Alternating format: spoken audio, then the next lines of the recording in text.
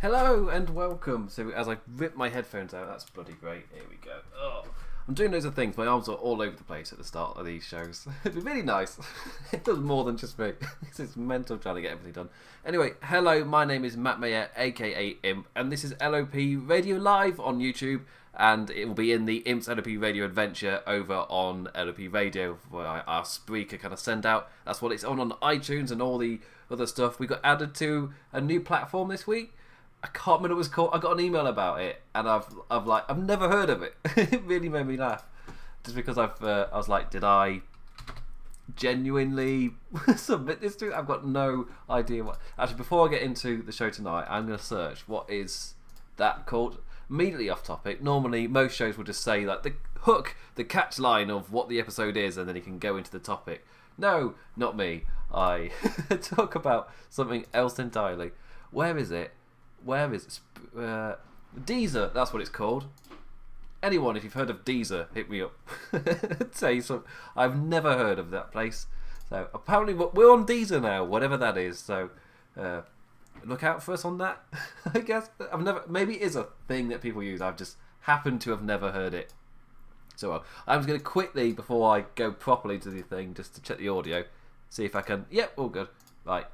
So today it is time for the return of Worst Case Scenarios. A game we used to play all the time in years past before we hit a certain roadblock. So it's Worst Case Scenarios for WWE Survivor Series 2019. This is the first time I've played this game since WrestleMania, and when I look back in my kind of records to see when was the last time I played this game, and I thought, WrestleMania, that was ambitious to play this game for that. So the point of this game is a little bit of fun. You can play along as well if you happen to be listening live, either on the chat here on YouTube or on the chat over on Spreaker, or me on Twitter at the damn Implicat, or in the comments of YouTube, or the comments. There's a lot that causes lots of pain. We're on so much crap. Yeah. Always just a 5-star rating on iTunes, but then you're not really playing the game. It helps. It doesn't. You don't play the game. So the idea is to book WWE's upcoming pay-per-view as badly as possible. We're previewing the card, but we're previewing it by booking it as badly as possible. A bit of fun ahead of the weekend. The wrong winners destroy all momentum, set up career-ruining storylines, playing the worst hands possible with the cards WWE have dealt us. As I said, just a bit of fun before what looks to be an amazing weekend of wrestling between NXT TakeOver War Games on Saturday and the aforementioned Survivor Series Sunday. On that, there will be an LOPR Aftershock live immediately after the show on Sunday, but not for TakeOver War Games. I'm pretty mental, but I'm not that mental. I will leave that for the Americans covering both days of Wrestle Kingdom this year, which is the actual thing they're doing.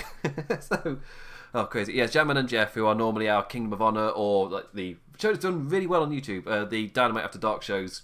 I will be joining them to do like the immediate live coverage for both Wrestle Kingdom nights. They're mental for saying yes to that. For me, it's lunchtime. For them, I don't know what it is in America. That'll be 7 a.m. after the show starts at midnight. Like, I complain about going to bed at 7 a.m. after finishing one of my WWE Aftershocks or AEW like I was last week. It's just that, yeah, to not start our show till about that time, that is mental. But that's the plan anyway. But yes, tonight, back on topic again. Try and get to it. Yes, so booking the show as badly as possible. We'll go through the card, kind of like matches in order. There is a chance that whatever your ideas you've got are way better than mine. So I've spent the last kind of hour before this show kind of going through the cards trying to do it. I had sudden realisations doing a few of them.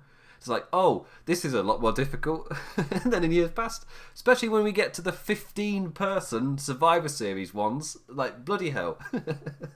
That's insane. So I started playing this game. It was an accident. I was doing a show with Ash from the Wrestling Shorts YouTube channel. The guy who used to do those animations for those animated shorts. They were awesome with the inflatable Roman Empire. Oh, hilarious. The channel's still up. Wrestling Shorts, go see that. But yeah, so that's where Cartoon Imp comes from on the second Shorts channel. Always send people over to the Wrestling Shorts channel. Support his Patreon. He's awesome. But so we accidentally created this game where we booked the show as badly as possible. It became a thing, and it became the best worst case scenario. So it's not just booking it badly; it's as badly as possible. This is the best of the worst, to kind of nick a phrase from is it Red Letter Media? I want to say they're the ones that do like the best of the worst series to do with movies. Yeah, so the idea is book the show not just badly, but really badly. You're not just booking a crap show to watch. It's a crap show to watch that also damages the future. That's the idea. It's not just bad, it's like bad. Is the idea. In the past, there was a running joke of every pay-per-view Baron Corbin would slip on a banana because it's crap. And I was like, oh, I thought that'll be rubbish. That'll destroy Baron Corbin's momentum anyway. It'll kind of come across a bit of a joke. It won't work. And then, yeah, so the reason I stopped playing worst case scenarios is kind of the point I've just reached here, where, yeah, whatever I book for Baron Corbin, could it possibly be worse than the way that it actually has happened? That's the issue I had. It was the final one I properly did was when Shinsuke Nakamura versus AJ Styles, and Shinsuke Nakamura, AJ Styles, they ended up on a double count out after kicking each other in the cock. There goes my demonetization. But they did that, and that was what I predicted, because I was like, that's a stupid way to end. They've kicked each other a few times, done a few low blows going into this kind of match on the pay-per-view. It'll be a bit of a joke. What if they just did that? Then they actually did it. They're not meant to actually book that. That was a joke. I wasn't being serious. So after that happened, I then just kind of like, well, that's when WWE started to hit their rut for me, and it's kind of like, well, there's no point in me playing this game. I brought it back for WrestleMania, then 2019 was way worse than 2018. Like, I stopped watching for the summer of 2018, but then 2019 was, from what I could see, way worse. It's like, it's partly out of I kind of get something happens, and then I struggle to kind of stick with the show over the summer, so I just dropped it. But also, New Japan kicks up, so I've got lots to do anyway. So it's not like I've not got wrestling things going on. But yeah, so that's when I dropped worst case scenarios. But I'm bringing it back. It was suggested to me, as I said I'll be doing a Survivor Series show, and at Ryan Evans hit me up on Twitter to ask if I was doing a worst case scenarios. Yeah, Ryan remembers. So the answer is yes. I have randomly decided I am going to, even though I photoshopped the image, and I was really proud that across the 3 images I got the line to kind of, because there's like a yellow, red and blue for each person like going across. So yeah, you'd never know that the Miz was halfway across Bray Wyatt on that video, on that picture, and I've got rid of it. I'm really proud of myself. I'm learning Photoshop. Slowly getting better with it. But yeah, I've done that image. I got the lines to match perfectly, even though on the original images they were all like identical, really difficult to figure out. I've done all that, and then they randomly decided last minute, you know what, let's do worst case scenarios again. So that's where we are. The image doesn't fit anymore. I have to make a new one if I can be bothered. Yeah, I don't know if I can be. But, so my plan is to go from the main event backwards. The way, if you listen to some of the old shows, you notice the way that I did them was I just went through the card in what order I thought it would be. And with something like this, and something like WrestleMania, that is extremely ambitious in terms of my energy. Because by the time I get to the end of the show, I am done. I'm ready for bed. I'm not speaking anywhere nearly as fluidly as this. You'll notice it over the course of these. I'm expecting to be 90 minutes or so. I will start to stutter a lot more. I'll start to be a lot less coherent with what I'm saying. It just happens. There'll be a lot more ums. There'll be a lot more stutters and things. Yeah. When I do a recorded show, yeah, ums and stutters, they're my number one things to get. They're the things that annoy me most about my own speech. And now that I've highlighted them, no one else is going to notice, right? That's not a thing. That's not a thing at all. Right. Well, so shout out to Raycash. He's live now. We're going to go over to chair shot. That's the last thing you're told to do. When you're doing a live show, the last thing you're told to do is to send people elsewhere. But yeah, he's currently live on Chairshot Radio. I've planned to have him on again on this show during December because he's a massive Tetsuya Naito fan. So yeah. Anyway, that's enough dilly-dallying. I've explained worst case scenarios. I've kind of gone back a bit over the history for it for those who care. And I've also tangented quite a lot. So, time to focus. So, the match that I reckon will be the main event is the WWE Championship, Brock Lesnar versus Rey Mysterio in a no-holds-barred, no disqualification. So, in terms of booking this badly, the easy answer, the easy road is we just go back to Suplex City regardless of the story. Right? That's the most blatant one for me. That's the number one. It immediately is like, it doesn't matter. All we do Cain Velasquez, where it's just like, phew, done. Over in a GIF. It was like mental. So I've come up with a convoluted, because I want this to be, I was thinking this is the main event. What's really disappointing for the main event are kind of like curveballs, because you get the match kind of hyped up throughout the show. to then deliver a curveball and not give them the match that's been promoted throughout the entire show. Yeah, it's pretty crappy. Especially if it ends the way I'm going for. So, my really bad booking idea is Lesnar attacks Mysterio before the bell. So Rey Mysterio's making his entrance and Brock Lesnar attacks him. And he then kind of like gloats a bit, and it's he and Paul Heyman kind of go into the ring to gloat. When Dominic returns and he comes out and he is over his dad. He helps his dad to the back, then steps up to replace his dad, and he faces Brock Lesnar in the main event of Survivor Series. Upon his return, the bell rings and he gets absolutely destroyed. Suplex City and whatnot. Oh, easy pin, and that's the end of that match. But then before Brock Lesnar can truly lay the beat down again, because he'll beat Dominic like that, and then he'll go back to him to do that stuff. But before he can really lay in the beat down, returns Cain Velasquez, who we're meant to pop for. He also runs down, gives him the same challenge. I don't know how good his English is. I'm assuming it's, even though Rey Mysterio is speaking to it, he could do an awkward, I don't know how fluent he is in terms of delivering a wrestling promo. That's what I'm trying to say, because I don't watch MMA. All I know is he's Mexican. I think he is Mexican, but I don't know how good his English is. But he can say, "I want to face you, Brock Lesnar, match. Let's go." Yeah, whatever. Probably wouldn't giggle like that. I put my own twang on it. The bell rings.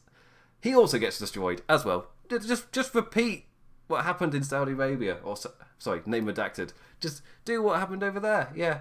Just Brock Lesnar squashes him again, maybe with a couple more suplexes just to hammer it home that Cain Velasquez in the wrestling world cannot match Brock Lesnar. Like truly, even though he accepted this.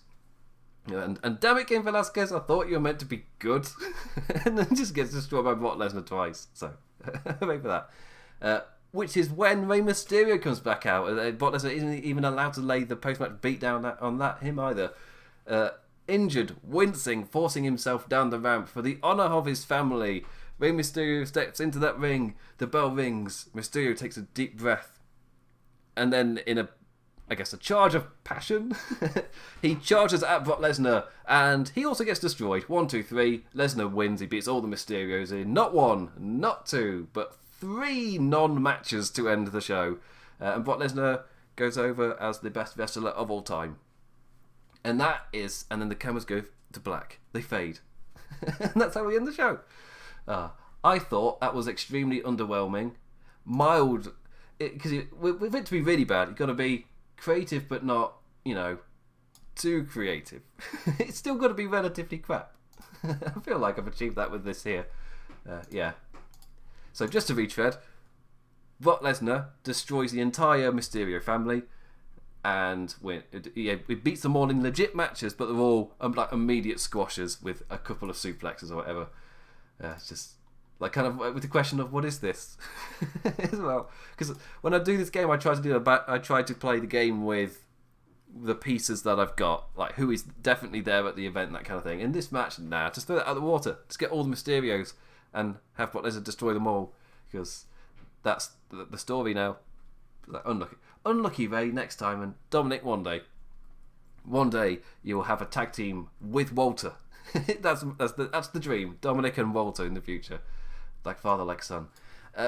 Next up, because there's quite a lot to get through, let's just blast through this. The WWE Universal Championship, The Fiend versus Daniel Bryan. I don't know whether I should say what I think is actually going to happen in terms of like a little prediction.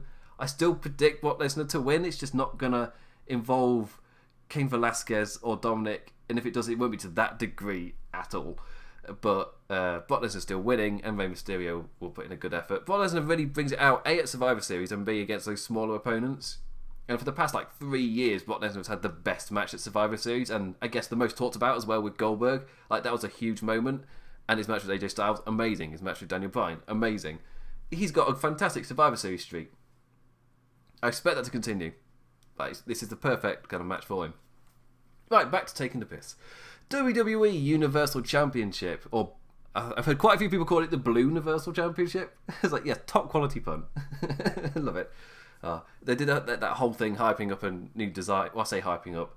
Semi-revealed on Twitter, and then the fans kind of go, ooh, that's interesting, having seen Bray Wyatt's tweets. And it just made it blue. It's like, oh, okay, still looks like a toy. Okay, then. I'm not a massive... I like championships to feel like true weighty professional championships are not toys. It's just a personal preference. I don't think the toys look very good. I don't know a way to explain it. Like Star Wars, it makes sense to push that kind of thing because there will be a lot of money in it. But just does your championship look like a credible, awesome championship that the wrestlers would actually want in a fighting promotion? No, they look like toys, but the toys will sell. So I know why they do it, even though on the product itself, I'm not the biggest fan of their design. So yeah. Anyway, the Blue Universal Championship, the Fiend defending against Daniel Bryan. And I'm assuming we'll get more tomorrow night, but right now, as I'm predicting this, I've got one segment's worth of build to use. So that's nice. So I don't really, there's not really much story for me to use.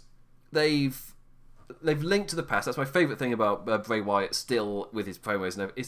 He's in a dangerous kind of position of going back to what he was as Bray Wyatt, where his promos were fantastic, building to the pay-per-view, and then whatever happened at the pay-per-view just didn't quite click with the story that had been told. That's kind of how it has worked in the past sometimes. That was Bray Wyatt's biggest issue, was then not succeeding in his biggest occasions. He has succeeded in the biggest occasions. The question is, like, will everything kind of link really well? So, thinking about Daniel Bryan from the past, like, the Fiend remembers what Daniel Bryan did to him, especially as the Daniel Bryan versus Wyatt family feud it blew up at Royal Rumble and then just disappeared, like, forever. Because Daniel Bryan went on to the main event and Bray Wyatt started feuding with The Shield and then John Cena. So they went to their own storylines and arcs and things, and Daniel Bryan and Bray Wyatt after Royal Rumble never really went anywhere.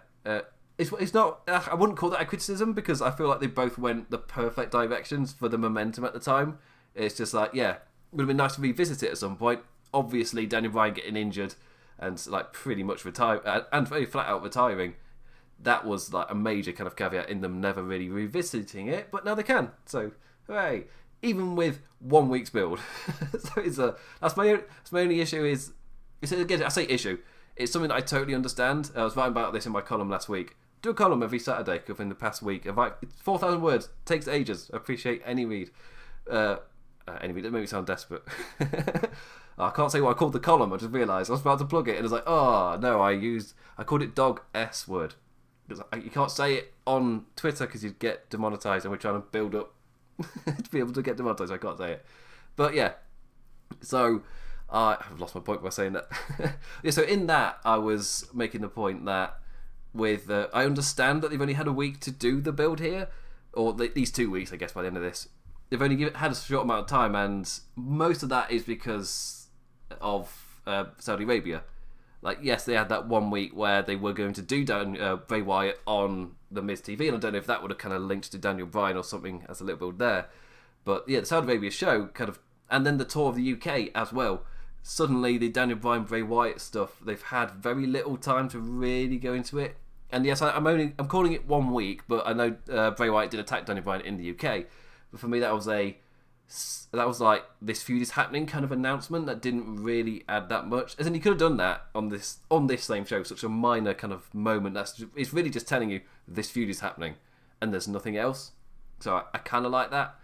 I kind of like it, but I can't really acknowledge it as a week where they built the story, because they didn't really build the story. They just announced this feud is going to be happening. Then this week we got the story built, and then that will happen again this week. I use this week twice. Who cares? So not really much build to this. I'm working off of stuff from the past, but I've decided, because this is not Daniel Bryan versus Bray Wyatt, this is Daniel Bryan versus The Fiend.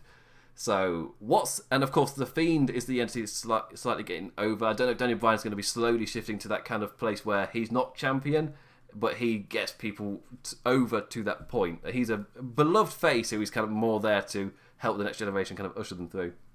I guess, could his match with Adam Cole be a good example? He's not going to win this. I'm expecting The Fiend to just win.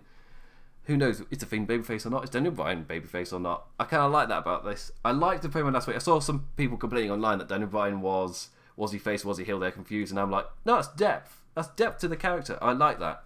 Like good characters aren't or like superhero good guy trait or super villainous bad guy trait.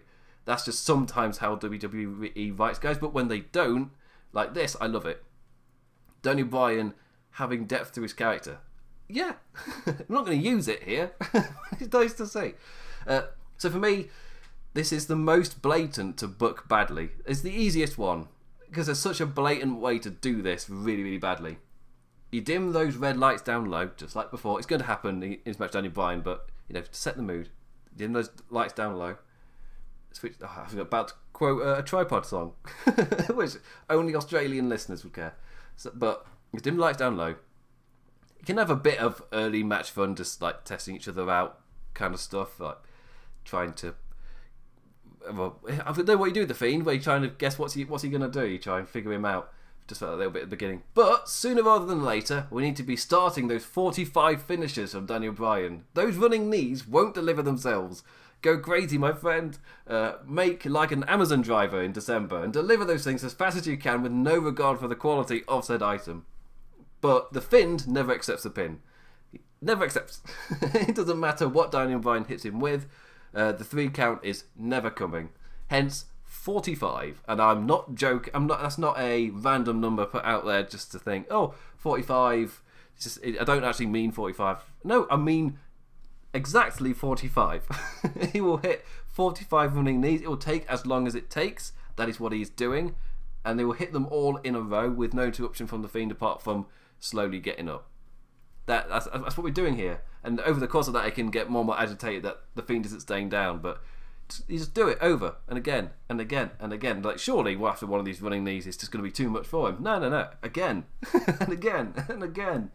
You just take the essence of the Seth Rollins match against him and just kind of make it the simplest form it was. Because even that match had more depth than this.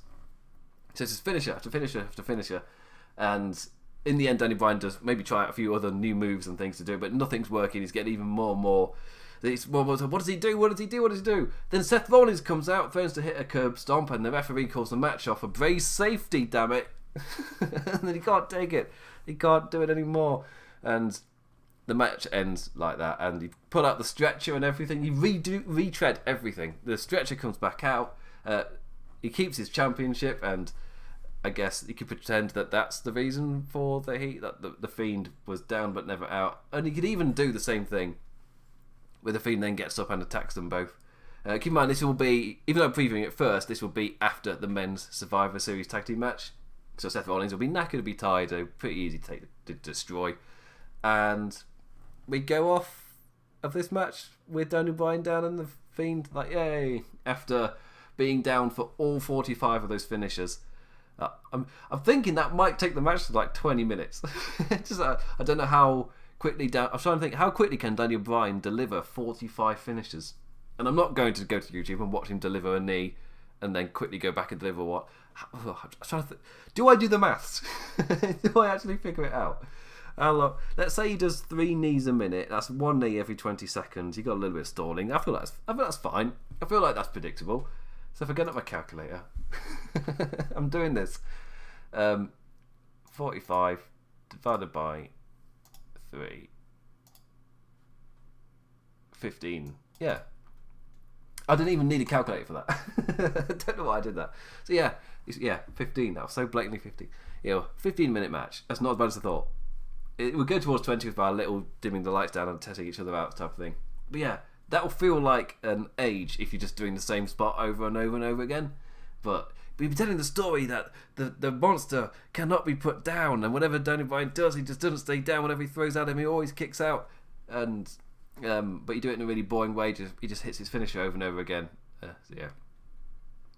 Plus, when you're looking for a random finisher, when I say literally repeat it, I mean, get Seth Rollins out.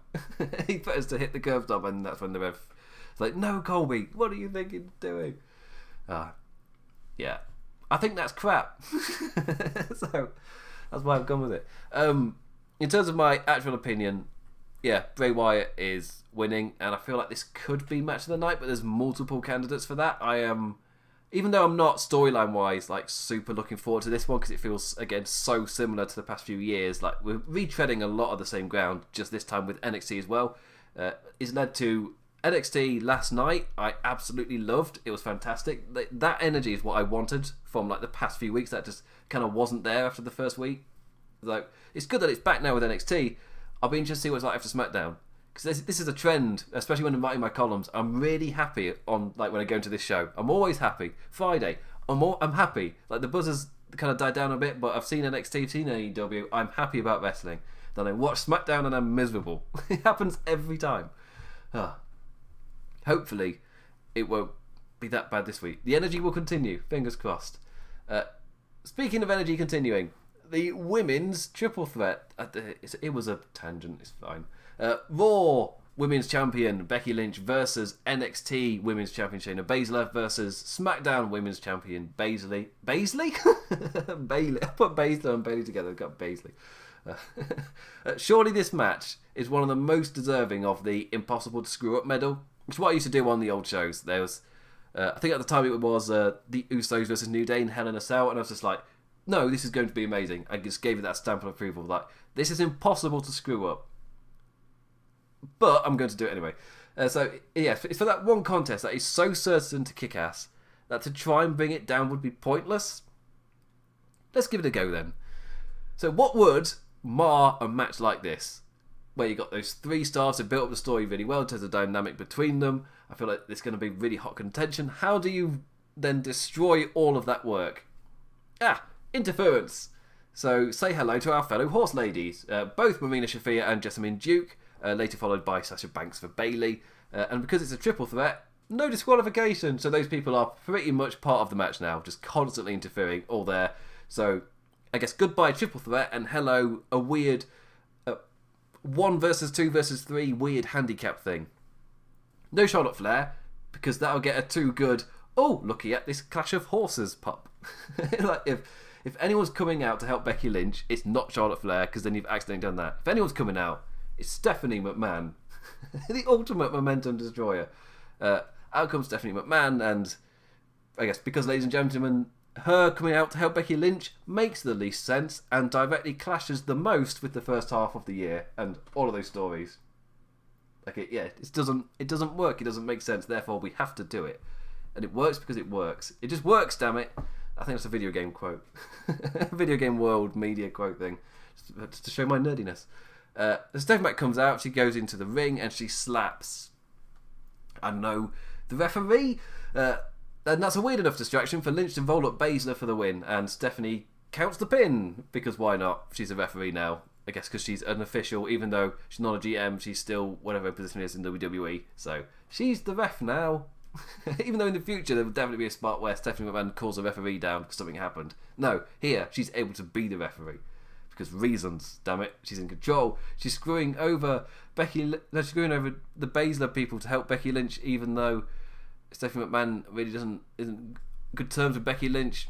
But I'm also continuing that she's not on good terms with Ronda Rousey, because that's something we need to see. I don't really know. But either way, the match kind of turns into just a weird brawl type of thing where you got lots of interference happening and you don't really get a triple threat, and it never really happens. So no, it just turns into a weird handicap thing, and then Stephanie McMahon comes out, slaps the ref. It's weird. People are a bit confused, and Lynch takes that opportunity to win. Not a fast count or anything. Stephanie McMahon's a professional referee. It's just, really underwhelming. So I didn't know whether to have like Sasha Banks and Bayley brawl with the other 2 MMA horsewomen, and just to kind of take them out of the match. I was thinking Shafir and Jessamine Duke just destroy Banks and Bayley, because you've got to set them up, damn it. They're the ones who need that momentum the most. not the champion, not Bayley, to fight them off and then get back into the match. No, they actually win, and then just at ringside, and Becky Lynch catches everybody off guard. Yeah, actually, 1 versus 2 versus 3, and then you take out the 2 of Bayley and Banks, and then you're just left with a 3-on-1, and then a weird 3-on-2 thing, but at ringside they're just caught off guard, nothing really happens. Excitement! Hey! What do I think actually going to happen? I feel like Becky Lynch is actually going to win. I think it's one of the few times in the world where I'm going with the same person to like flat out win the match, like regardless, like no disqualification or anything to be sneaky like the last match. But I've generally gone with the same winner for my actual prediction and my jokey prediction, which is definitely not going to happen. That's why I went with something weird. Again, I'm cheating, using a piece that hasn't been announced. It's definitely McMahon, but she'll be at the show. I can use that.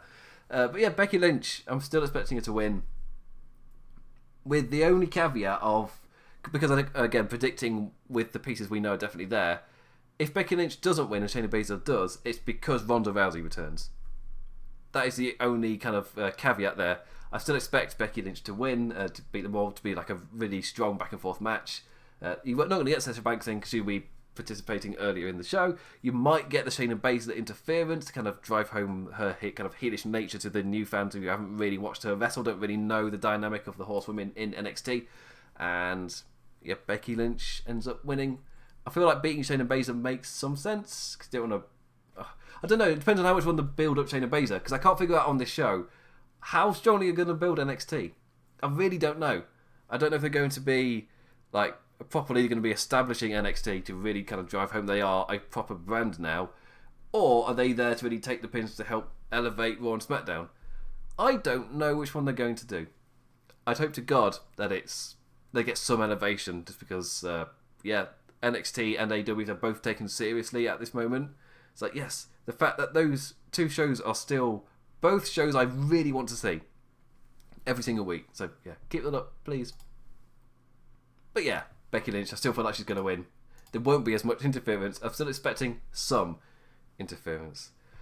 Right, that was a quick half an hour. I'm going to take a quick gulp of water, which makes amazing listening to. Because it's time. Oh, it's time for the big dog. Right. The men's Raw versus SmackDown versus NXT Survivor Series match. A 15-man elimination match. Oh, right then. So yeah, it dawned on me writing my notes for this, that for these two Survivor Series matches we've got for the men and the women, I'm going to have to figure out the elimination order for 15 people? That's insane. Bloody hell. And on top of that, I don't even know who 5 of them are. So I'm going to have to guess the whole NXT team whilst I'm at it too. So, and the word on NXT's 5th man in the men's elimination match is that 5th man will be a true mystery that's meant to properly pop us. So I have absolutely no idea with that one. Like, how in the hell do I book this? Who is it going to be? Oh. Right, so first off, let's take baby steps. Who's in the match? Right, so Team Raw, Seth Rollins, Kevin Owens, Drew McIntyre, Ricochet and Randy Orton. Team SmackDown, Roman Reigns, Baron Corbin, Braun Strowman, Shorty G and Mustafa Ali, and of course all the English people have named them Ali G. Google it. if you're not English, you don't know who Ali G is. Google it. Then comes Team NXT. I'm not going to change. I'm going to do my best to not have anything where somebody gets changed for my team. Like all 10 people announced. Let's just stick with it because I've got to guess 5 as it is, and then book them all getting eliminated. Oh, it was difficult enough with just 5 versus 5, but now I've got another 5 and they're entirely mystery whilst I'm doing this. Fingers crossed say some of them get announced tomorrow. But what I want to go with for both of them at the moment is kind of just use War Games to put together a team. It's really all I've got to use. So, really just going from that. So Team NXT, I've got Tommaso Ciampa, Matt Riddle, Keith Lee, Dominik Dijakovic. I can't say his name in the... Dijakovic. I want to say Dijakovic so badly every time. And then the 5th member... So I just assumed it might be somebody from the Triple Threat, whoever doesn't win. Like if Punishment Martinez wins, what's his name? Damian Priest. If Damian Priest wins, then it would be Pete Dunne in this match. But if Pete Dunne wins, Punishment in this match. But they've said the 5th man is going to pop us. That's where I'm confused. Who is that going to be? In terms of, it's a name that's going to make you pop and get excited. Then so low-key Finn Balor. Yeah, Finn Balor's my low-key pick. I'm trying to go realistic. I'm not worst case scenario picking a crap team because this might get established before the show, so I kind of want to try and go realistic. So either Finn Balor or Triple H, even though he's constantly saying no, and that's also kind of a letdown that being major, or Kevin Owens. Kevin Owens on the other team, that would be like crosses they do the setup for Cody Rhodes and was it Ted DiBiase for Legacy where he turned on Hardcore Holly. So Kevin Owens jumps to NXT and then he can jump back. It's be annoying. No, that's not what I've got. Or it's a new person. I don't know who you would pick for that, especially as it's like the words of it's a big name that'll make you pop. It's like, well, who's that going to be? I really don't know. If it's not Finn Balor, if it's not Triple H, then I've got no idea. Generally no idea. I don't know what they're going for. If it is that, is somebody injured I don't know about? Kushida's injured. Not sure that would be a massive pop. Someone from NXT UK. I don't think that'll be a massive. That's what's getting me. If it's a massive pop, who on earth is it? If it's not Kevin Owens, who is it? I don't know. I don't know how to. So I'll keep them as question. I generally can't think. I'll go with Finn Balor, just because they said it'll make you pop, and Finn Balor would get a pop, even though it's not like insane or anything. And I don't want Triple H. Triple H just doesn't really work. Really, he's the only known entity. It would make sense for him to be captain in the sense that he is the known NXT entity that people can get behind, and he's been in the recent Survivor Series matches. But he does take all of the kind of focus off of the NXT guys and goes and puts it all on Triple H, who happens to be on their team. They're just like his army. And that's disappointing to me. I don't want that. I'd like it to they get showcased in this match rather than the focus is on Triple H and he kind of orders them about a bit. So yeah, Finn Balor. Let's go with Finn Balor as a bit of a guy who doesn't really get on with his team. Yeah. So, elimination order. So, this is where it gets immediately difficult. So this, in terms of Raw and SmackDown, their teams are relatively strong. Mostly Raw. Raw's team is pretty strong. They set up the kind of animosity between Ricochet and Randy Orton pretty well. Kevin Owens, Drew McIntyre, I guess, as well. Seth Rollins and Drew McIntyre. Seth Rollins and Kevin Owens have history, but they've not addressed it. Same with Seth Rollins and Randy Orton. Ricochet is it's just Randy Orton. I guess Drew McIntyre a bit. They've had good matches. Does that count? SmackDown, they're Shorty G and Mustafa Ali feel a bit random in this kind of match, like in total, just because everybody else is like of a upper mid-card level or higher, whilst Shorty G is, I don't know what Shorty G is, and Mustafa Ali has been on and off. So I like them both. The Shorty G character, I could see how some kids might get behind that, but as an adult, like with the dog thing from last week, so I can see as a kid I might have laughed or enjoyed that. As an adult, I just want to skip past it. I'm not enjoying it as an adult, and watching it going, oh, a kid might enjoy that. How does that mean I'm not enjoying it? That doesn't suddenly make me enjoy the match. Like, no, I just didn't enjoy it. So yes, I just realised some of my notes are not in order. So that's bloody brilliant on this massive trying to figure this out. Anyway, so first to get eliminated, I feel like it has to be either Shorty G or Mustafa Ali because they fit the least in. And this doesn't feel like the kind of match where they're going to eliminate a big name early. Like, it'd be really, I don't really think it would make the most sense. You could, to establish NXT, have one of them pin either Shorty G or Mustafa Ali or somebody.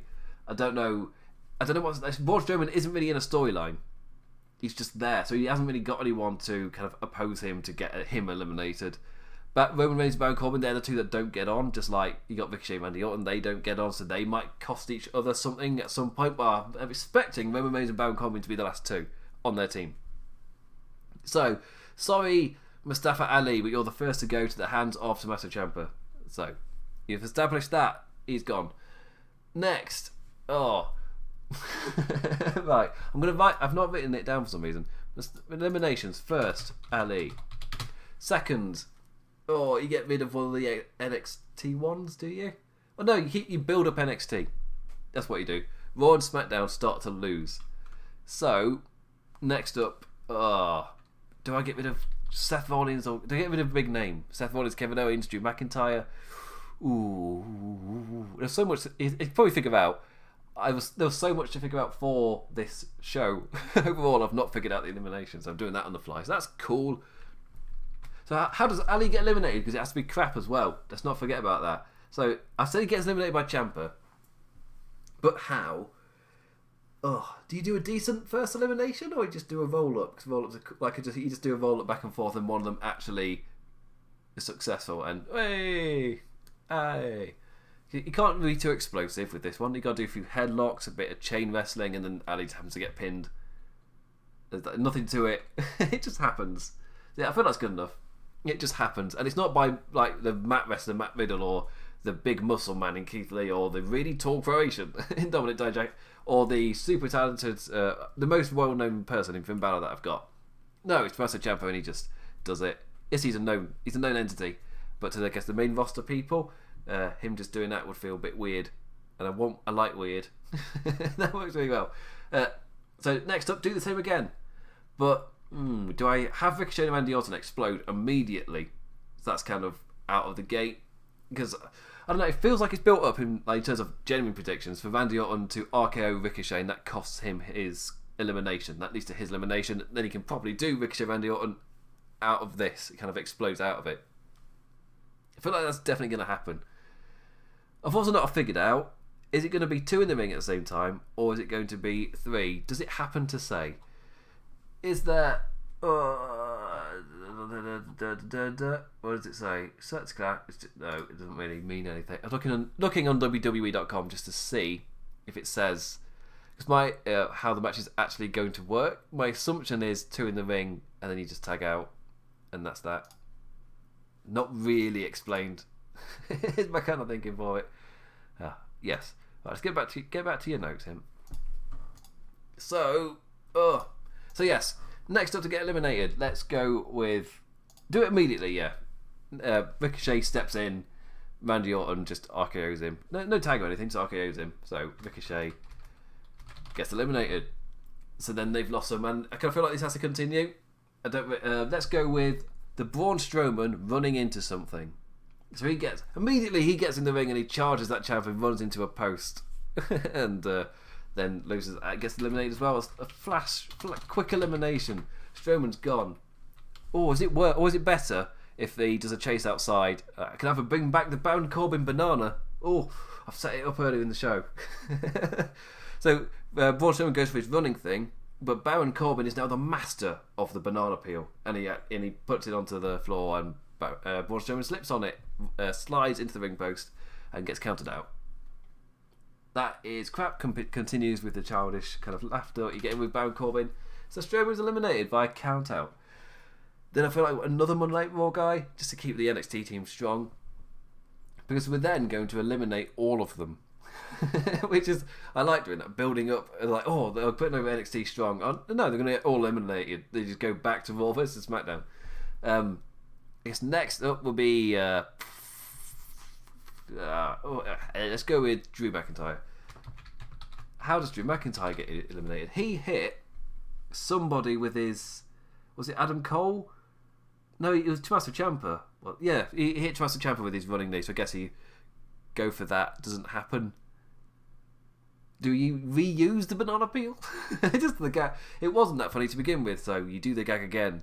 Maybe. Is that lazy? It's lazy's bad though. I want this to be bad. That's good. Alright. Humour-wise, it's lazy to use the same joke. But in terms of bad booking, I could use the banana 3 times. It would be bad every time. And I can keep you like Tommaso Ciampa.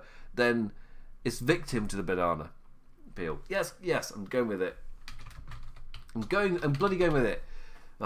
So Ali gets eliminated by random roll-up. Ricochet gets RKO'd by Randy Orton and then pinned by Ciampa. Braun Strowman and Ciampa have a little chase around the outside and the banana peel from Corbin. Strowman eliminated. McIntyre then gets into the ring and Ciampa utilises the banana peel. So when he goes for a running knee, just slips on it, and then Ciampa can capitalise on the pin. And then Baron Corbin, because he is the master of the banana peel, he then uses that banana peel that Ciampa used back against Ciampa, and he gets the win. Maybe it could be into End of Days or something. Just that's too big a pop. His moveset's too good. He just needs to slip and pin him. So then Ciampa's the first one eliminated, as we've got 3 Raw, 3 SmackDown, and now we're down to 4 on Team NXT. So obviously, in terms of names, like who is the one that you're supporting, Finn Balor needs to be eliminated next. I'm going to write it down, just keep track of this. He's going to get through the NXT team and take away as much momentum as possible. Finn Balor gets eliminated, and he doesn't have anything with his kind of rival Matt Riddle, who was from the match at War Games the night before. Yes, with this team shape, I've got a lot of fingers crossed that no one gets hurt at War Games, and that Finn Balor versus Matt Riddle, like, they're both perfectly fine to have another match. I suppose it is.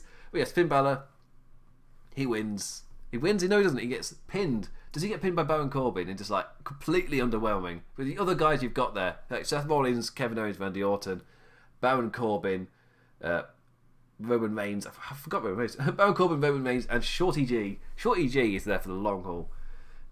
I don't want him to do anything though. He's just there as Shorty G, doing things on the apron.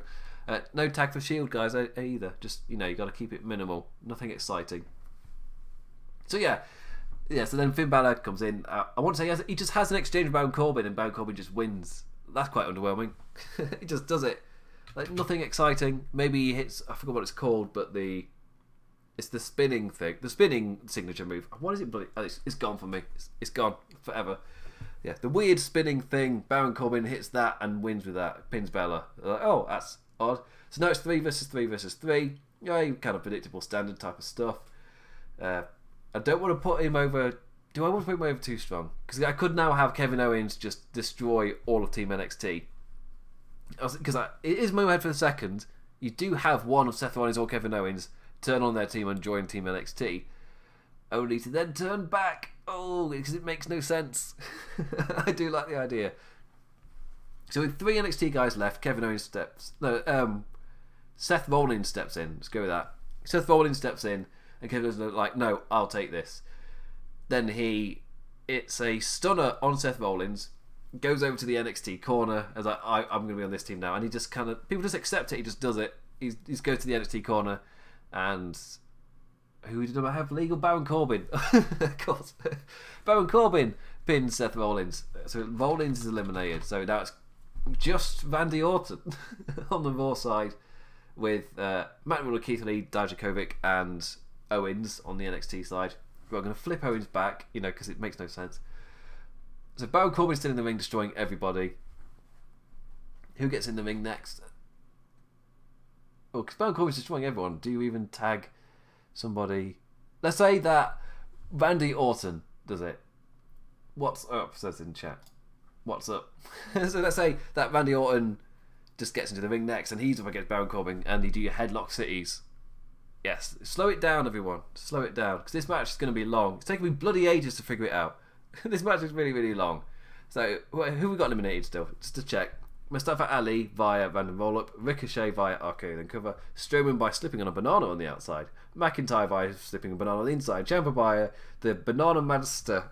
Baron Corbin just using the banana himself. And then he just beats Balor. Rollins the turn from Kevin Owens. I'm trying to keep up with this. Rollins on the turn from Kevin Owens. And then just boring headlock city between Randy Orton and Baron Corbin. Eventually, Baron Corbin tags out to Roman Reigns and hits the spear. Let's eliminate all of Team Raw, but we haven't because Kevin Owens has jumped over to Team NXT to then flip back and then maybe win it all in a really weird tactic that makes no sense because his whole team got eliminated.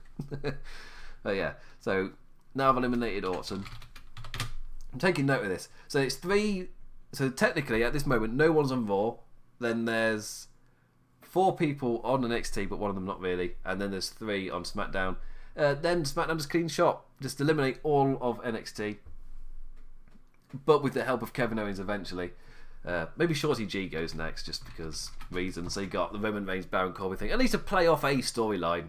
At least play off of that. Adding to the note, because Kevin Owens, what if he doesn't even win?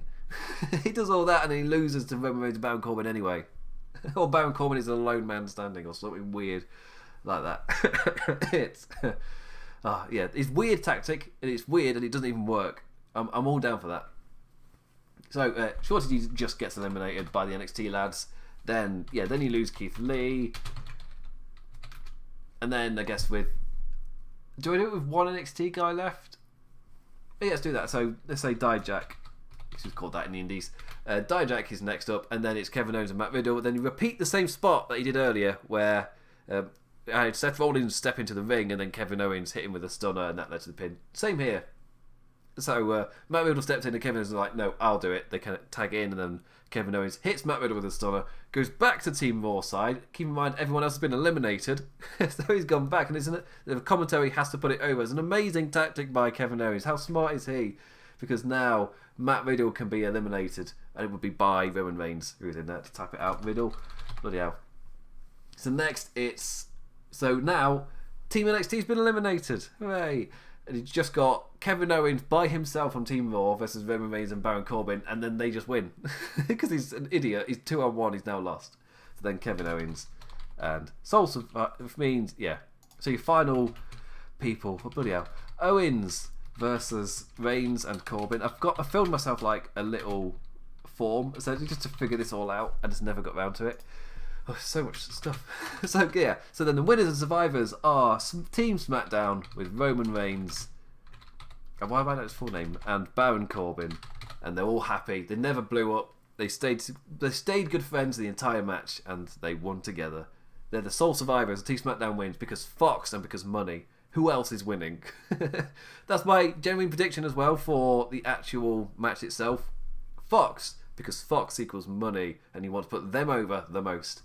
NXT are there to kind of elevate. I'm expecting it to be something like that. I tried to make it realistic with Ciampa, Riddle, Lee, Dijakovic, and I thought Finn Balor because they said it's likely to be somebody that will be a pop for the audience, but I don't know who on earth that's going to be. So that's what I'm going with. Yeah, Ciampa, Riddle, Lee, Dijakovic, Balor, eliminate them all. Ways of coming. That took bloody ages. Bloody ages to figure out. Right, before I move on, let's just check the chat quickly. Do I like Ricochet? You grew up with him. Oh, seriously? Oh, that's kind of cool. I watched Ricochet on the Indies back in PWG. It was one of my favourite matches. Baby Ricochet, like at the beginning of this decade versus Cesaro, when Cesaro looks identical to what he does now. So it was big muscly Cesaro versus baby Ricochet. Amazing. Watch that match. It's incredible. Then I followed him through New Japan Pro Wrestling as well. So I highly recommend checking out his indie stuff. Ricochet versus Kota Ibushi. People know those two names. Like that match is incredible. I think it was a Best of Super Juniors final, or it was the title match afterwards, whatever that was. But yeah, Ricochet's work, he became a must-see name on the indie scene for a reason, and that's when I became a fan of him. Then he jumped to NXT, and WWE has done a pretty good job of making him feel like a big deal. So that is kind of awesome to see. So right, moving on to the next match. How many have we got left? My energy is draining. I'm almost an hour in. That took absolutely ages to do that last match. Adam Cole versus Pete. So NXT Championship is going to be taking place on Survivor Series. That was announced early this week, and it's going to be Adam Cole defending against either Pete Dunne, Damian Priest, or Killian Dane. That triple threat will be taking place on NXT TakeOver War Games, and because it's been announced so last minute, I've got absolutely no idea. I really don't know. What are they going to do with this? Like I said earlier, that one of these three could be the mystery guy, but because they said it's going to be like a mystery person that would kind of be a bit of a nice pop for the audience, it can't be any three of them because they won't respond like that. Like a main roster crowd popping like that for Killian Dane? No, I don't see it. No. So I've got two kind of scenarios for who this is going to be. If Triple H has got a strong hand in booking this match on the show, it's probably going to be Pete Dunne. You see all of the kind of like mental, not mental. You see this how much Triple H likes Pete Dunne. You can because the way that he kind of been training him and stuff. So that's kind of awesome to see. And with Damian Priest, he is a big guy. So if it's not Triple H who gets the final say and who kind of gets into this match, I'd probably go Damian Priest and kind of give him this spotlight against Adam Cole. I wouldn't be against it. I like them both. Killian Dane is a guy who was on the main roster. I feel like he's building a strong character in NXT rather than being a guy who could go for the championship proper like this. It depends. Do they want to innovate Pete Dunne or Damian Priest? They kind of all kind of clash together. It's so difficult to predict who it's going to be. But I guess I'd just go with Pete Dunne, and then he uses that as a showcase for an awesome match rather than something like mental. And that's the idea. In terms of booking this badly, again, it's really difficult because I don't even know who's in the match. Just like the last one. Like, who on earth is even in the match? It's weird to try and figure it out. But yeah, so with Triple H maybe getting his fingers in this, I'm expecting it really in real life, not worst case scenarios, which is the game again we're playing today, booking the show as badly as possible in a weird way of previewing the card. But yeah, it could just be a standard TV match. That would be disappointing for NXT. You can tell my energy's draining when this is my kind of example that I'm using here. Yeah. And yeah, the NXT get a spotlight on this card and the match is fine because they're bloody knackered. They've done War Games the night before. Adam Cole can have he's done a ladder match on Wednesday. He's got War Games on Saturday. On Sunday, he's like, I'm bloody knackered, mate. I'm gonna just have a nice match. I don't know why I did that northern accent, but I did. That is my expectation. Adam Cole is knackered and they have a fine match. Nothing weird kind of happens. It's super kicks. Hey, there's nothing to use. I don't even know who's going to be in the match. Yeah, I'll just go with that. Because I'm saving my energy because I've got another Survivor Series match to do. But before I get to the Survivor Series match, I realised that me doing that women's match, because the amount of energy that took from me to figure out the men's with the women's match, that's going to finish me off. My energy will be done after that. So I'm going to talk about the other matches on the card quickly first. I think there's only 2 other matches. So, bed is calling. It's nearly time. I'll be able to have a sleep. So, quickly have a drink of water. This is why it's nice to have a guest. Guests all lined up for December, but it's not December yet. So I've got to blast with this first. So the United States champion AJ Styles versus North American champion Roderick Strong versus Intercontinental champion Shinsuke Nakamura. How do you book this badly? So, first off, in terms of like who would use the momentum the best or who it feels like should win, the bottom of that list for me is Shinsuke Nakamura. Just in terms of his presentation over the last year, him winning doesn't really feel like it helps anything. He feels like a character that's kind of finding a middle ground that he's going to be fine with, and then he might just evaporate away. I don't really know, which is sad, given that he arrived as a megastar in NXT. He got holy S-word chants in Dallas, and it was an amazing sight to see. He immediately went to their main event. It was a massive deal. And then comes the main roster. He's at first treated like that, and it's kind of fallen down. And for me now, the joke is, no matter how irrelevant Shinsuke Nakamura or Rusev become, they always find a way onto the WrestleMania card. Well, even this year, Shinsuke Nakamura kind of fell down into kind of not being used, and he still ended up as Intercontinental Champion at Survivor Series. Last year, he was United States Champion. The year before, I think he was properly in the Survivor team. No, had he debuted? Yeah, he had debuted. He was in the Survivor team. So I can't say it. Survivor Series team. I tried like 3 times for that. So yeah, he keeps finding his way onto this card as a champion, which I don't know how to take that. As I feel like they've not really used Shinsuke Nakamura, but when I look back at these cards, he's on all of them in a like significant role, so they must have done. Like, am I just missing stuff? Am I blind? What's wrong with me? But yes, so for me, Shinsuke Nakamura is the lowest kind of denominator in terms of winning. Roderick Strong will beat NXT, getting an oomph, and AJ Styles is the most popular guy in this match. He's incredibly over. I feel like AJ Styles is probably going to win, but Shinsuke Nakamura for me is right at the bottom, so he's winning my version. How's he winning? Via shenanigans. Yes, in my notes I've written shenanigans. Shenanigans. Sami Zayn, he's going to be about. He can do stuff. I don't know if he's. I don't know if Cesaro's going to be there, because Cesaro joined Shinsuke in the attack on NXT this week. Will we see a Cesaro Sami Zayn thing? I don't know. Not in my match. It's just Sami Zayn just doing stuff, just distracts them. Nothing crazy. Maybe he pulls one of them out of the ring. Don't really know.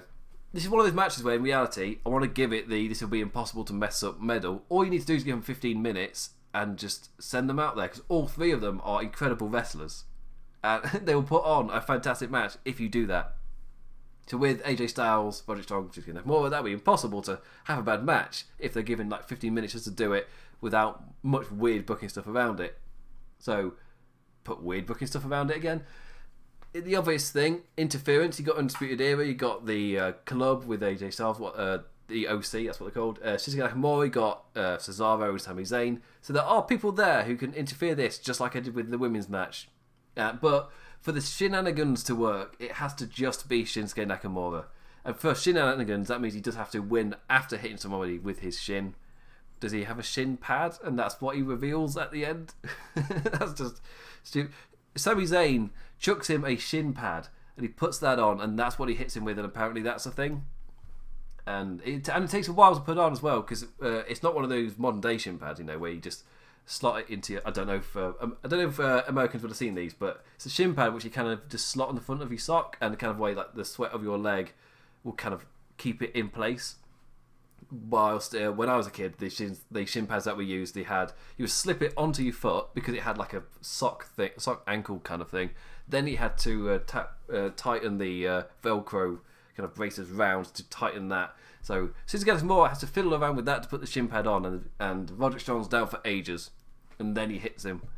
We can't have Shinsuke Nakamura getting revenge on AJ Styles because that's like a story circle. No, just Shinsuke Nakamura just uses his shin pad and hits Roderick Strong, and it's not a gimmick that's going to continue. It's just for this night. It's just randomly a thing, and Sami Zayn can say he used his Canadian hockey knowledge or something. I don't know, something random which just suddenly appears, and the wrestling abilities of them doesn't matter because one of them's cheated. Boo. So hooray. Raw Tag Team Championships, Viking Raiders versus... I'm even blasting through the titles. The NXT Tag Team Champions from Undisputed Era, Bobby Fish and Kyle O'Reilly, versus SmackDown Tag Team Champions, The New Day, Kofi Kingston and Big E, with their in honour of Xavier Woods, who's going to be out for quite a while. Again, another match. Give him a bit of time. Just put him out there. This will be amazing. A lot of this card kind of feels like that. That's why I'm kind of... It's really weird. Even though I haven't feel until NXT this week, I didn't really have any feeling of being hyped for this pay-per-view. But you look at the card, this can't be a bad show. They'd have to really overthink everything for this to not work. Like they'd have to have like interference in everything, or like surprises in everything when it doesn't really want it. But I guess I'd go with Viking Raiders getting eliminated first. So in what's actually going to happen, Viking Raiders get eliminated, then New Day win, just because I guess it's good to give New Day that victory. My voice is going. But in booking it badly, continue Kofi Kingston's burial, I guess. So, does it really matter? Let's say Viking Raiders has hit some decent moves and Kofi Kingston gets pinned. Kofi Kingston has to take the pin. He got to make it very, very clear that he was out wrestled, and then Viking Raiders just beat him, that kind of thing like that. And I guess could they also just beat Fish and O'Reilly? You give them too much time, they'll give you a good match. So you have to book just random crap in front of them, just stop them. Like, no, this random stuff is going to happen. Do Viking Raiders just start doing Viking things? Like, as in they do Viking things now, but like, over the top Viking things, just unnecessarily, because Vikings are cool. Undisputed Era don't know how to react, or something like that. Maybe they have a minion of Vikings, like Dark Order, but they're all Viking kids. Something they just come around and... that's using... that's me cheating, because I can't use too much stuff that isn't from, that aren't kind of tools I can definitely use on the night. that's hiring loads of random people to dress up like Dark Order. This one's, again, it's another one where it's just a standard match. There's not really much to do with it, I guess, that badly. You could have, I guess, either Fish or O'Reilly start selling their leg because reasons. When it's Viking Raiders versus... Yeah, the best thing to do after you've pinned Kofi Kingston is then to let it set in, you give Bobby Fish or Kyle O'Reilly a knee injury to overcome against the Viking Raiders randomly. Even though Viking Raiders have been set up as the faces, no, give the injury to the Undisputed Era.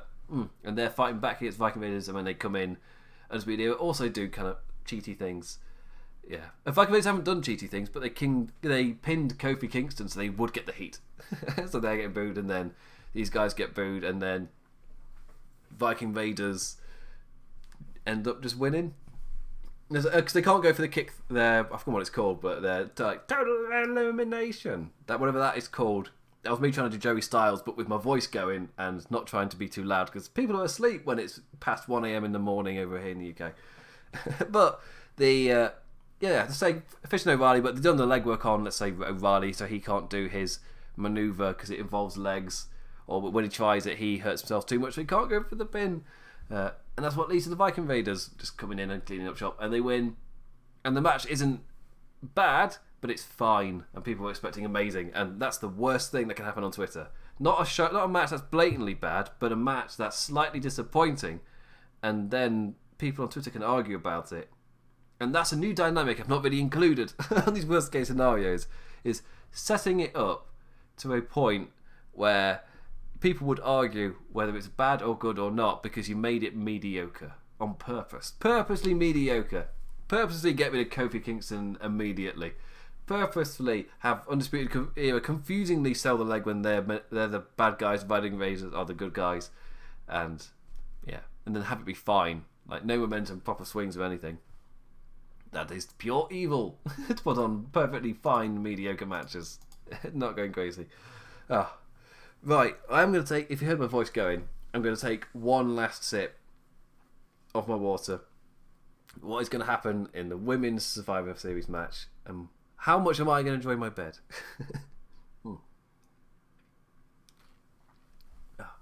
Because my schedule has changed as of late, because I do, with my column, I watch NXT and Raw when I come back from work. I watch both NXT and AEW, that's 4 hours.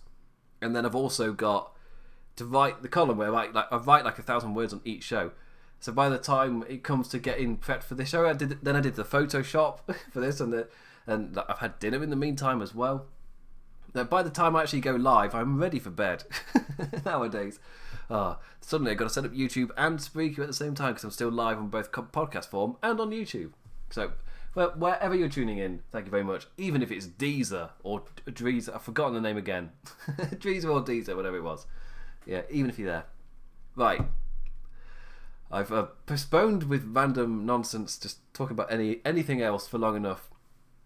It's time to delve once again in a Raw, SmackDown and NXT Survivor Series match. This time it's the Women's Survivor Series match, the final match I'm going to be talking about tonight. That wasn't in my order, but after I got knackered, I was like, right, if I do this before, I won't want to do the last two, even though I've just blasted through them at half of it anyway. But anyway, so Team Raw, Charlotte Flair, Asuka, Kairi Sane, Natalya and Sarah Logan versus Team SmackDown, Sasha Banks, Carmella, Lacey Evans, Nikki Cross and Dana Brooke versus Team NXT, question mark.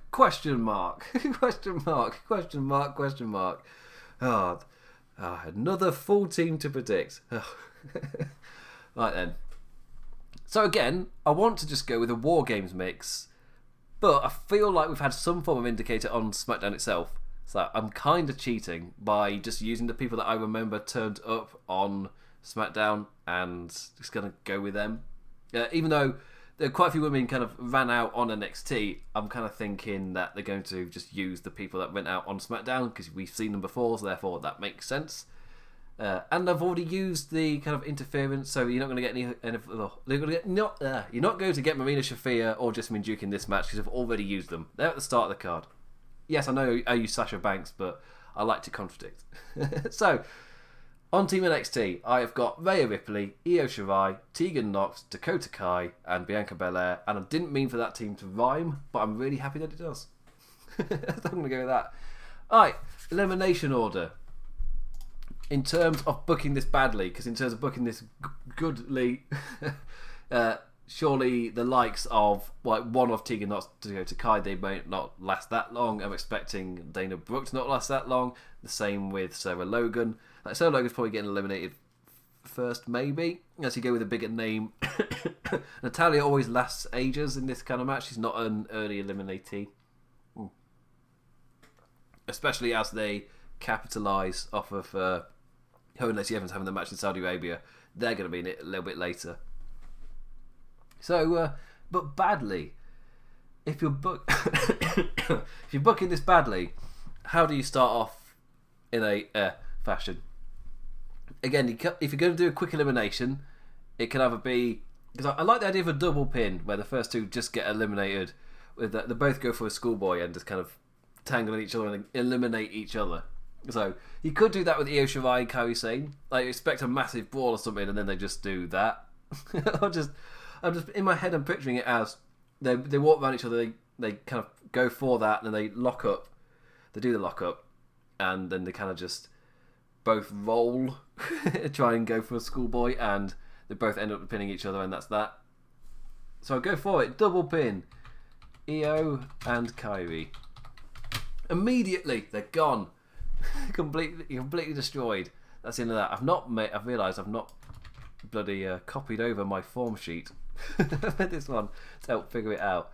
So I'm just going to do that live on air whilst you hear me delete stuff, and my eyes are getting slightly blurry because it is quite late at night. Isn't that fun? Totally professional. Right, Io and Kairi immediately eliminated. Easy for me to say. Time to figure out this next bit. Whew, right. I feel like the lower... Because in real life, yeah, Dana Brooke, Sarah Logan, they're going to last quite a while, but they're not going to last that long. But in my one, they're the linchpins. They're going to last the longest. So, now he needs 2 new competitors. So, who on earth gets in? I guess, Sarah Logan and Dana Brooke, they get in and they just do stuff. Nothing really that mental. I guess tag in Tegan Nox at one point, and picks up a little bit of momentum, but doesn't go crazy or anything. Now, who do I eliminate next? I've lost Kairi. It's Charlotte Flair, Asuka, Natalya, Sarah Logan, Sasha Banks, Carmella, Lacey Evans. Sasha Banks, yeah, surely Sasha Banks is next to go. So you set up something for the main event which causes that... Oh, that makes sense though. I was going to say, could I have a reason for Sasha Banks to come out later because of some interference that got her eliminated in this match? But that also makes sense. So somebody just out-wrestles her. If you do it from NXT, you've accidentally made someone. If you do it with Charlotte Flair, that's irritating. Yes, go with that. So we go... Actually, I completely changed it. You go from Io Shirai and Kairi, and like those two kind of had their thing, and then you're like, Charlotte Flair and Sasha Banks. And then Charlotte Flair just gets the better of her and makes her tap out. It's not like a spear or a natural selection or anything that gets a surprise pin. No, Sasha Banks actually taps out. They have a back and forth wrestling kind of spot. You can even have nice spots in there if you really want to. But at the end of the day, Sasha Banks is tapping. And then you see her later on and everything's fine. She's more concerned about Bayley. And that's not exactly exciting. But now that means everybody's down to 4. So you lost Io Shirai from Team NXT, Kairi Sane from Team Raw, and Sasha Banks from Team SmackDown. Who else is popular? You've got Charlotte Flair, Asuka, Natalya. Do I just have Charlotte Flair go over everyone? Because that is it's not a gripe I have, because I think Charlotte Flair is brilliant. I think last year she was one of the MVPs of the year, like incredible matches. Yeah, seriously, just hit up Rich Latter, he'll give you all the information. Charlotte Flair is... be fantastic, so therefore she must eliminate the entirety of Team NXT. She's got to face Ripley at some point because people are saying, if she's people are comparing her to Charlotte Flair. Cool, let's have Charlotte Flair just beat the crap out of her then. just to make sure everybody gets the purpose here. But I guess start off with baby steps, not destroying all of Team NXT or anything. So Tegan Nox, I apologise, you're next. Dana Brooke, the Charlotte Flair goes crazy over everybody. Eliminated. I was gonna say, do I then have like Charlotte Flair just go crazy and even like destroy someone like Sarah Logan on her own team just to assert dominance that I am the best? No, we don't. But yeah, then Dana Brooke gets eliminated. Then Carmella gets eliminated all by Charlotte Flair. She's running shot. She's destroying everybody. Dakota Kai, you're gone. They're down. She's not eliminated Ripley or Bianca Belair. Bianca Belair's not been in the match. She's smart. So, then Charlotte Flair tags in Natalya. Let's get Natalya eliminated. Tags in Natalya. And we have Natalya versus Lacey Evans again, because I guess that's a thing. And then Lacey Evans just beats Natalya. Because in the past I've put Natalya just to win with a sharpshooter out of nowhere. Where it's like Randy Orton's finisher, but because it's a submission it makes less sense because you've not worked over that body part at all. So... this time, say that Natalya goes for that, and because she's not worked over the body, Lacey Evans is relatively fine. I'm not saying no sell it, I'm just saying it doesn't really do anything, and then she's able to just reverse into a pin or something. Another roll-up, another cradle, another schoolboy. Bring back the crap booking of really, like when women weren't really taken seriously in WWE at all as performers. The roll-up continues, returns. Yeah. I'm not gonna, because I remember Survivor Series matches, even for the women, they would be like lightning pace because they would try and blast through them back in the day. It was kind of like they did generally use them as a piss break. It's fantastic to see they're not that anymore, especially this 15-person one. The eliminations are either going to be lightning fast or it's going to be really long matches. And I'm expecting the show to be 4 hours. I'm not going to bed till really late. I'm going to be knackered. Anyway, so Lacey Evans eliminated Natalya, and the other rule with these kind of matches is if somebody pins someone, that gives them momentum, and this is meant to be momentum destroying. So if Lacey Evans pins somebody, she's immediately got to get eliminated or embarrassed in some way. I can't really think of anything incredible or something random. Just like setting up a really random storyline. Somebody comes in and sprays water in her face. Something really weird, sort of like outside interference type of thing. But no, we've got the Charlotte Flair dominance angle, so Lacey Evans can then just get eliminated. End of. So then we've got just Nikki Cross on Team SmackDown, Charlotte Flair, Asuka, and Sarah Logan on Team Raw, and Rhea Ripley and Bianca Belair on Team NXT. Nikki Cross, it feels like at this point, I can remember I did this in the other match where I had just like a nice little slowdown with the headlock, entered Headlock City for a little while. So with these mad kind of amount of, I feel like I'm building up too much elimination, things are happening. So like, yeah, it's just whoa there fella, whoa, just slow down, because I got rid of Sarah Logan and Dana Brooks kind of little thing for Charlotte Flair dominance time. So yeah, let's just slow it down a little bit. Yeah. So Charlotte Flair tags out to Sarah Logan for the first time in the match, and she faces, I guess Nikki Cross, and things just happen for a bit. In a way, I'm trying to think who would be the, because Rhea Ripley would, create interest with her size, and Bianca Belair's got the hair whip before she gets a pop as well. She's super athletic. Nikki Cross versus Sarah Logan. If you just have a standard kind of match where not really much happens, you're not going to eliminate Sarah Logan. Oh no. You don't.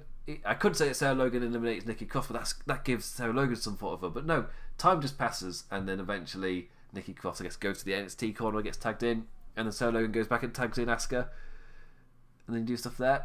So then, say tags in Bianca Belair, got Asuka in there. You got to do something with the hair. So do you go extreme? If for some reason Bianca Belair then strangles Asuka properly, and Asuka gets choked out, no disqualification, and then Asuka's eliminated, or do you have Asuka grab the hair, pull her down, and like on day one of Bianca Belair, her hair gets her into trouble, and she's immediately eliminated? As in, like, just grabs her hair, pulls her head first. That'd be a good spot. Oh, that's the issue. Immediately, I've destroyed kind of Bianca Belair, where her hair's become a weakness, not a weapon. I really like that, but it would kind of be a cool spot as well, just to see. Like, in a way, just DDTs her, but just pulls the hair, just sends it down head first. I think it's good enough. Yeah, Asuka pulls Bianca Belair's hair just straight down, and then forces her to essentially DDT herself, and the hair's immediately a weakness, not a weapon. So you've eliminated that. Got to destroy momentum as well. But then it would make sense that, so you got a choice between Rhea Ripley and Nikki Cross. I guess then Rhea Ripley. Because Asuka's got a history with Nikki Cross, so even if I don't go with the big exciting one, maybe she tags in Sarah Logan, and then just wrestling again. Then Sarah Logan gets tagged in, and it's Nikki Cross, and they do the same again. You just have a little bit of wrestling. Nothing really happens in the end. Nikki Cross goes over to Rhea Ripley's corner, and someone from Team Raw beat Charlotte Flair. Asuka comes in and eliminates Rhea Ripley. It just happens. They just outdo her because they're developmental. They're NXT. They're not good enough to actually win. So that happens again. Hooray! So then we're finally down to just Nikki Cross versus Charlotte Flair, Asuka, and Sarah Logan. And this is what we've all been building up to. The final segment, the final moment, the final lot of this match. And we once again go back to Sarah Logan, Nikki Cross. Things just kind of happen as Sarah Logan pins Nikki Cross.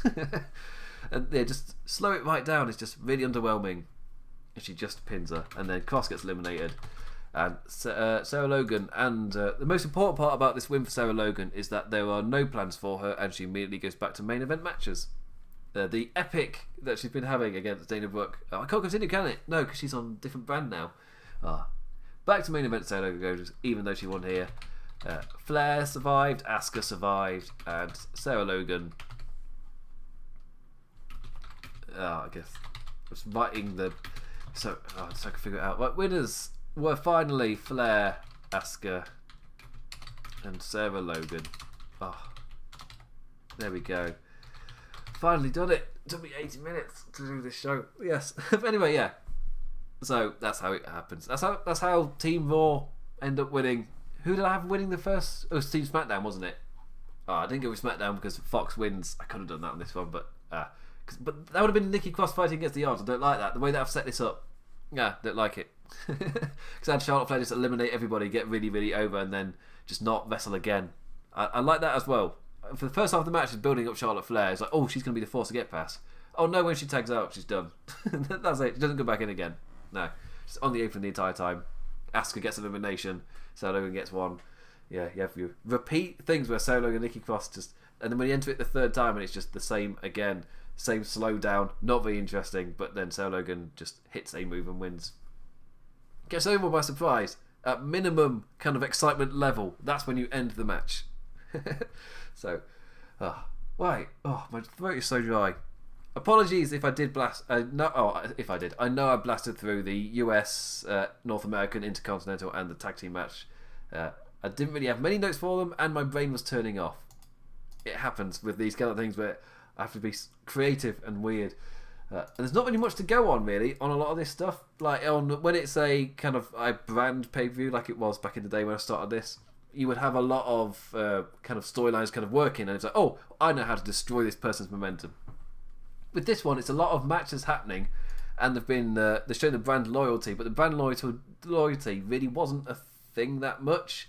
Of course, as I was saying earlier, there was the draft not that long ago, and there was the Saudi Arabia shows, and there was like Hell in a Cell was even kind of like that was that first pay-per-view where it's the aftershock of the draft where you've still got your matches and feuds that you need to tie off kind of thing. So they tied that off at Hell in a Cell, then they had to build for Saudi Arabia, then they went on tour over Europe with their show in the UK. So you've not really had a time to establish brand loyalty, which means where it feels sudden when it's happened. It feels sudden because it is sudden. There hasn't really been a build to it.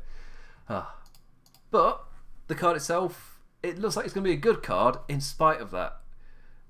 There's some excitement going into it, I won't lie. NXT was fantastic. The invasions, even though they feel sudden, it's great to see. It brings excitement. You don't know who's going to show up where. But I am happy that that's over. Please do send me your worst case scenarios where you've booked WWE's upcoming pay-per-view as badly as you could, with a bit of fun before the weekend. But that's how I've previewed the show, like a normal person. A lot of people can do this show, can do a preview like this and absolutely blast through it because all they're doing really is predicting what they think is going to happen. Me, no, I force creativity upon myself and then end up stuttering for ages trying to come up with stuff. Well done me. Anyway, thank you for listening. If you made it through all of that and didn't tune off or anything, I will be live for LOP Radio Aftershock immediately after Survivor Series. Yes, that will be really early in the morning for me, but it's what I do now. I'm used to it. I will not be live for NXT TakeOver because my alarm is going off at 8 AM for me to finish my column. I can't watch SmackDown until Saturday, so I'll be doing that on Saturday. I'll be getting up early, finishing my column, then watching NXT TakeOver. So by the time that time comes around, I will not have the energy. So not for that, but we'll be up for Survivor Series Aftershock. So listen to that. But please do also listen to all our other shows here on LOP Radio. On Saturdays it was reserved for our AEW Aftershock shows, but also we've got an AEW show currently on hiatus, and Mondays is Kingdom of Honor with Jaman and Jeff talking Ring of Honor, New Japan, MLW, whatever takes their fancy. Tuesdays, another show currently on a mini hiatus is Global Revolution. Wednesdays is Planned Sports Entertainment is Dead. Get Planned Seed all up in here. That's another. I don't think I can say sentences like that on YouTube. We're now having a different guest every 2 weeks, but for that 2 week period, on each one show they'll pick a match. They'll go through that match in detail, they'll watch it, and it's all the different styles from, this week it's Progress Wrestling, with plan where last week it was matches from the 80s WWE. Sorry, it'll be 80s WWF, like Hulk Hogan, Paul Orndorff, Jimmy Snuka versus Jake Snake Roberts. That's what I mean by they're covering a lot of ground. They've done Roman Reigns Undertaker as well, with different guests, and this time Progress Wrestling, I think Jimmy Havoc versus Will Ospreay, chapter 20. It's a show that a wide broad of stuff happening. Also on Wednesday, live after AEW Dynamite, it's LEP Radio's AEW Dynamite post show, Dynamite After Dark with Jaman and Jeff. I don't know if there's been an episode this week, and I think they might have struggled to definitely do the show. I'll hit them up about it. I probably should have done that before I went live. And Fridays is Mathman and Mazza on the right side of the pond, which will be live tomorrow. I am back live next week. I don't know if I'm going to do a Survivor Series kind of review type thing, or if we're going to look at New Japan Pro Wrestling. I will say for December, my plan is to do back-to-back weeks building to Wrestle Kingdom. Now, get everybody up to date, get everybody ready, have guests who are all excited for the show to kind of build over that through December. At some point, I've got to do my end-of-year awards. I have jokey ones like worst segment of the year and stuff like that, so it's really fun to go back and watch the crap. It's one of the things where you watch the show at the time, and then at the end of the year, I'll purposely watch crap and laugh at it. So there's been quite a lot. It's weird. WWE, if you watch like one show at a time, you might not think that a segment in particular was always super bad. However, with like, it's more like accumulative in a way. Whilst at the end of the year, it's like the definitely bad stuff. So there's been, as far as I know, there's been no racism. That one year. There's been no like super like awful stuff. There's been nothing like that. So there's no front runners. There's a lot of middle ground. Anyway, thank you for listening to all that. You can follow me on Twitter at the Deminflicat. My weekly column will be out in like GMT afternoons. Will be the mornings for America on Saturday. So please read that. A lot of effort goes into it. I'll be back next week. Oh, subscribe. I've got to plug the YouTube stuff now. Yeah, subscribe and the bell and stuff. That's what people say on YouTube, right? Also, like on iTunes with 5 stars and reviews and stuff like that really does help us. Even if it's just a like. Any engagement on YouTube, YouTube likes that. Even if it's just a like or dislike. At this point, brutally honest, I don't care if it's a like or dislike. Engagement is engagement. So whatever your feelings, I don't really mind. Anyway, I'll be back next week. Right side of the pod with me tomorrow. I'm going to bed. I'm just stalling now. With that, I bid you adieu. Adios.